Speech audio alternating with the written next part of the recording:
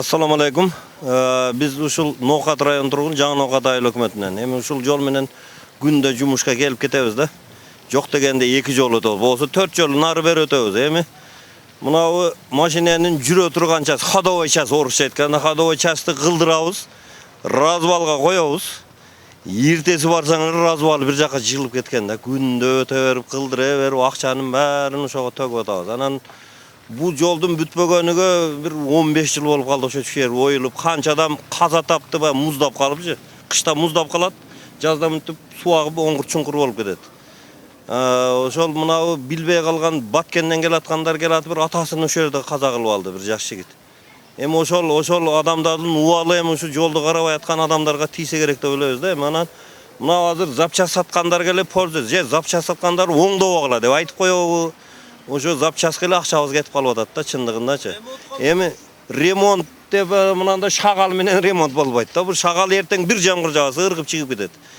Оңдогон жерге барсам очерт очерт болуп атат. Эми бул жолду убада кылышкан. Иса Өмүркулов деген бир таксыр 35 адамды ээрчитип келип 2020-жылы мына Россия колхоздон Кызыл-Кыяга чейин жолуңар бүтөт деп сөз берип кеткен. Эми ол жөнүндө унутуп да калса керек. Негизи адам, мусулман адам онда жалган сүйлөбөйт. Коркок болушу мүмкүн мусулман.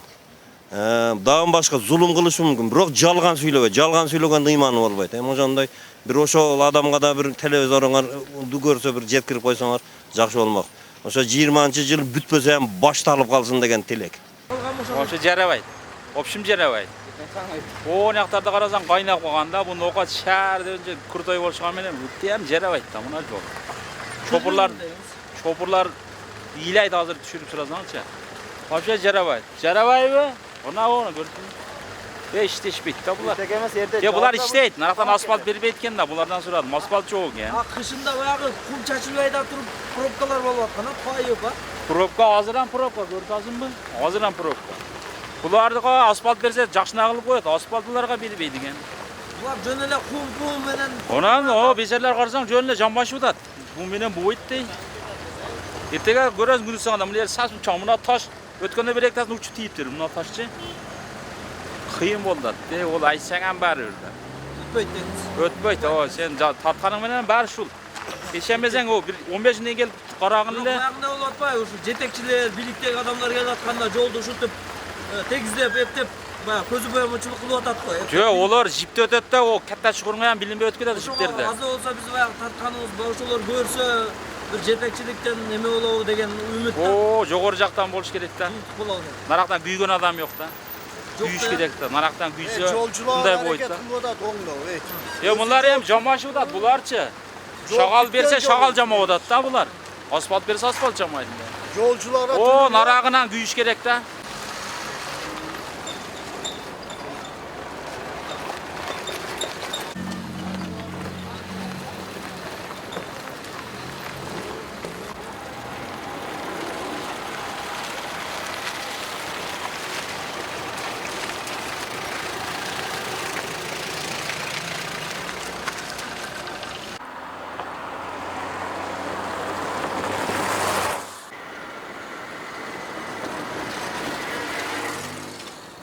Мына урматтуу көрүүчүлөр, сиздерге биз жеткирелик деген Ош, Баткен, Исфана эл аралык делинген автоунаа жолундагы көрүнүштөр.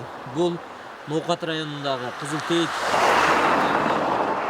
кире бериш жериндеги көпүрөдө мына ушундай кейиштүү абалда турат.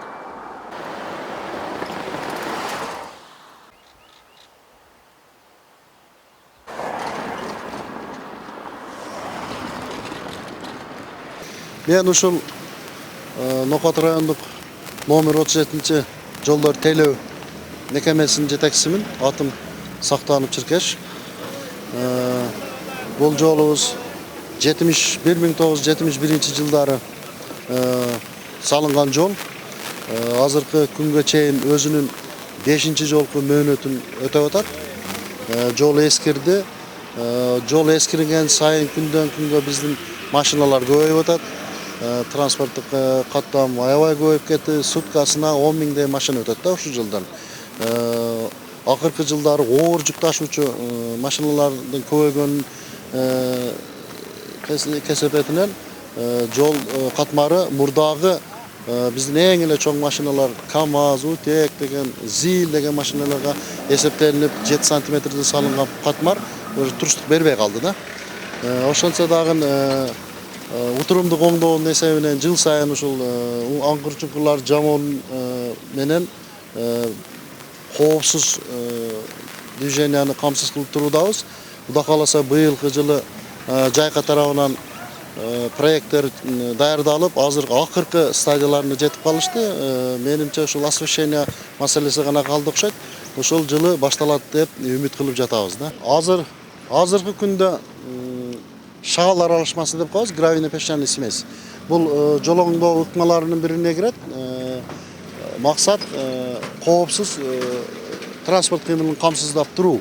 Эртең күн жылып, жаз келе баштады. Мына күн жылып, жаздын башынан баштап жаан-чачындар өткөндөн кийин асфальт аралашмасы чыгып калса, бул жерлерди асфальт менен кайрадан жамыштык кылып чыгабыз. Азырынча ушундай технология менен жамап иштерин жүргүзүп атабыз.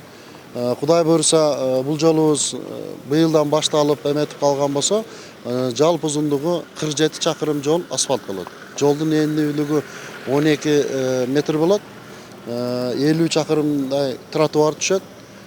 54 аялдама түшөт. Жарыктандыруу иштери, көрктөндүрүү иштери бардыгы каралган. 15 көпүрө жаңыланат. 170 дана суу өткөрүүчү түтүктөр жаңыланат. Быйылкы жылы. Быйылкы жылы проектте ушундай каралып атат да.